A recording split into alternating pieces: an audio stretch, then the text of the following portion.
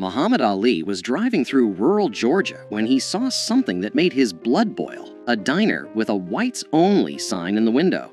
His entourage begged him not to go in, but Ali had other plans. What he said to the owner in those next 10 minutes left the entire diner in tears. It was the summer of 1974, just 3 months after Ali had shocked the world by defeating George Foreman in Kinshasa, Zaire, in the legendary Rumble in the Jungle. At 32 years old, Muhammad Ali was once again the heavyweight champion of the world. He was famous, he was powerful, and he was driving through one of the most racist parts of America. Ali and his small crew, including his longtime friend and photographer Howard Bingham, his trainer Angelo Dundee, and his assistant Boondini Brown, were traveling from Atlanta to a speaking engagement in a small Georgia town. The year was 1974, but in rural Georgia, it might as well have been 1954. The Civil Rights Act had been law for 10 years, but in this part of the South, old hatreds died hard. "We'd been driving for about 2 hours," Howard Bingham later recalled.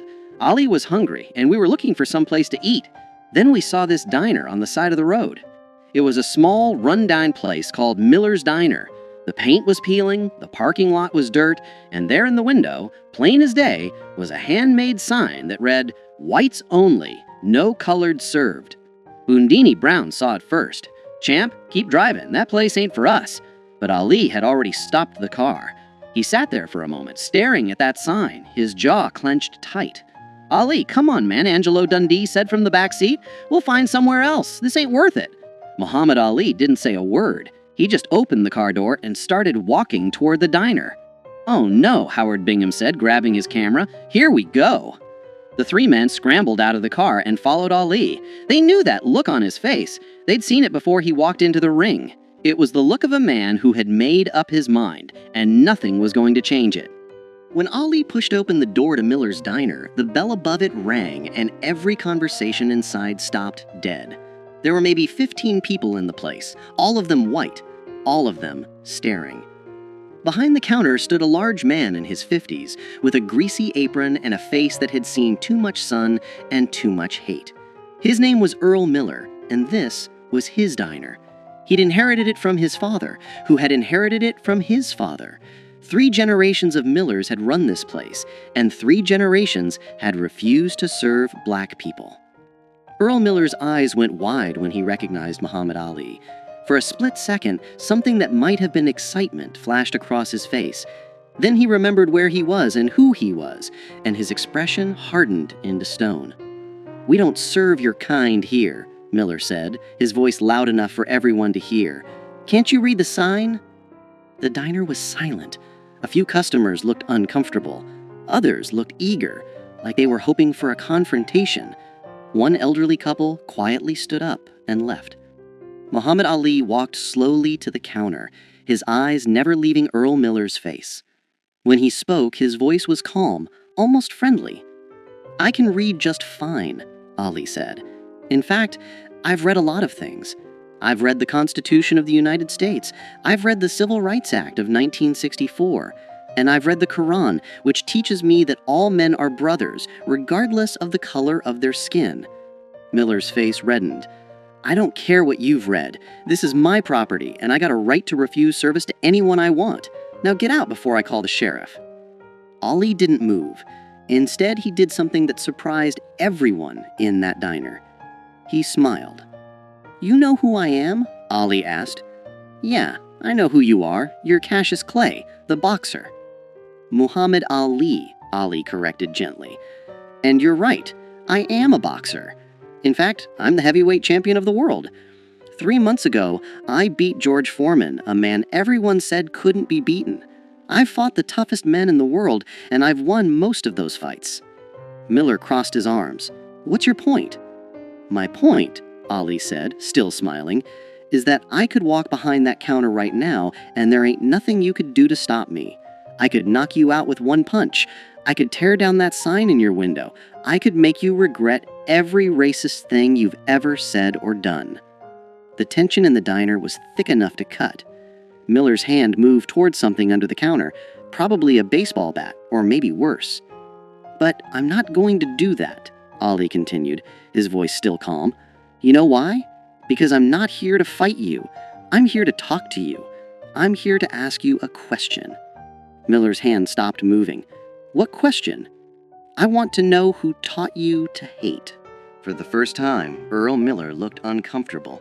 His eyes darted to the other customers, but none of them met his gaze. "My daddy," Miller said finally. "My daddy taught me that whites and coloreds don't mix. That's just how things are." "And who taught you daddy?" Ali asked. "His daddy, I guess." "And so on, Ali said, nodding. 3 generations of Millers, all teaching the next generation to hate people they don't even know. All teaching their sons that the color of a man's skin is more important than the content of his character." Ali leaned against the counter, his posture relaxed, conversational. "Let me tell you something about my life, Earl." "Can I call you Earl?" Miller didn't respond, but he didn't object either. "I grew up in Louisville, Kentucky," Ali continued. "When I was 12 years old, my bicycle got stolen. I was so angry, I wanted to fight whoever took it.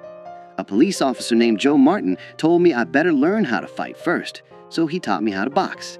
You know what's interesting about Joe Martin, Earl? He was white." Ali paused, letting that sink in. "The man who changed my life, who set me on the path to becoming heavyweight champion of the world, was a white man. My trainer, Angelo here," Ali gestured to Dundee, "he's white. Some of my best sparring partners were white. Some of my toughest opponents were white. And you know what I learned?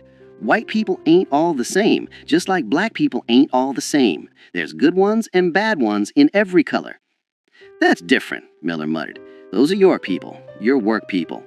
"No," Ali said firmly, "they're just people. That's my point. When I look at you, Earl, I don't see a white man. I see a man who's scared." "I ain't scared of nothing," Miller shot back. "Yes, you are," Ali said gently. "You're scared of change. You're scared that if you treat black people like human beings, something bad will happen. Maybe you're scared your daddy would be disappointed. Maybe you're scared your customers will leave. Maybe you're scared that admitting you were wrong all these years means you wasted your whole life hating people for no good reason." Earl Miller's jaw worked, but no words came out. Ali turned to look at the other customers in the diner. "How many of you agree with Earl here? How many of you think that sign in the window is right?" Nobody raised their hand. A few people looked at their plates. One middle-aged woman spoke up quietly. "Earl, the law says you can't have that sign anymore." "I don't care about the law," Miller said, but his voice had lost its conviction. Ali turned back to Miller. "Let me tell you what I see when I look at that sign, Earl. I see fear pretending to be strength. I see a man hiding behind his daddy's hate because he's too scared to think for himself. I see someone who could be better but chooses not to be." "I ain't scared of nothing," Miller said. "You're right, I don't," Ali agreed, "but I'd like to. See, here's what I believe, and this comes from my faith, from Islam. I believe that Allah created all people equal. I believe that the only thing that makes one person better than another is their actions, not their skin color. And I believe that it's never too late to change." Ali reached into his pocket and pulled out a $20 bill. He placed it on the counter. "I want to buy lunch for everyone in this diner," Ali said. "Black or white, it doesn't matter. I want everyone here to eat together, as equals, as human beings." Miller stared at the $20 bill like it was a snake. "I ain't taking your money," he said. "Why not?" Ali asked. "Is it because I'm black? Because I thought money didn't have a color." A few people in the diner actually laughed at that. The tension was beginning to break. Ali leaned in closer, his voice dropping so only Miller could hear. "Earl, I'm going to tell you something, and I want you to really hear me. In 10 years, maybe 20, you're going to be an old man, and you're going to look back on your life and ask yourself what you stood for. Are you going to be proud that you kept a racist sign in your window? Are you going to tell your grandchildren that you once refused service to the heavyweight champion of the world because of the color of his skin? Or are you going to tell them about the day you changed, the day you chose to be better?" Earl Miller's hands were shaking. His eyes were red. "I don't know how," he said quietly. "How to what?" Ali asked. "I don't know how to change. This is all I've ever known." Ali smiled, and this time it was warm, genuine. "You start by taking down that sign." For a long moment, Earl Miller stood frozen. Then slowly, he walked from behind the counter. Every eye in the diner followed him as he went to the window, reached up, and tore down the whites-only sign. He crumpled it in his hands, walked to the trash can, and threw it away. When he turned back, there were tears running down his face. "I'm sorry," he said, and his voice broke. "I'm sorry for that sign. I'm sorry for turning people away. I'm sorry for being a hateful man." Muhammad Ali walked over and put his hand on Earl Miller's shoulder. "That's the bravest thing I've seen all week," Ali said, "and I just fought George Foreman." The diner erupted in applause. People were crying, laughing, shaking their heads in disbelief.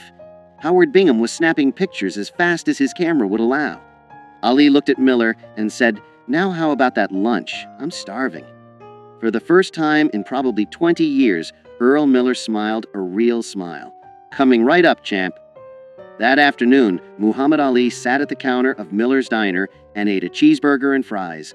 Customers, both black and white, came in to meet him, shake his hand, and ask for autographs. Earl Miller served them all with equal respect and courtesy, his hateful sign nowhere to be seen. Before Ali left, Miller pulled him aside. "I just want you to know, you changed my life today. I don't expect you to believe me, but I mean it. I'm going to be better. I believe you, and I'll be checking on you." Muhammad Ali kept that promise. Over the next several years, he would stop by Miller's Diner whenever he was in Georgia. Each time, he found the place more integrated, more welcoming. Earl Miller became a different man.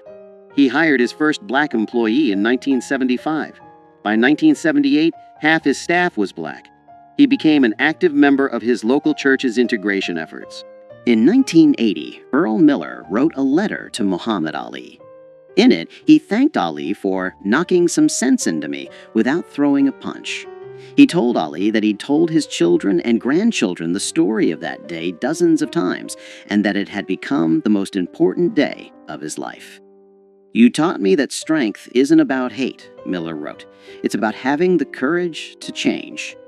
When Earl Miller died in 1992, his family reached out to Muhammad Ali. They told him that Miller's final wish was for Ali to know that the cheeseburger he'd eaten that day in 1974 was still the proudest meal Miller had ever served. The story of what happened at Miller's Diner spread throughout Georgia and beyond. Other establishment owners, seeing what Miller had done, began taking down their own racist signs. Some did it quietly, ashamed. Others did it publicly, proudly. Muhammad Ali never bragged about what happened that day. When reporters asked him about it, he would simply say, "I just had a conversation with a man. He did all the hard work."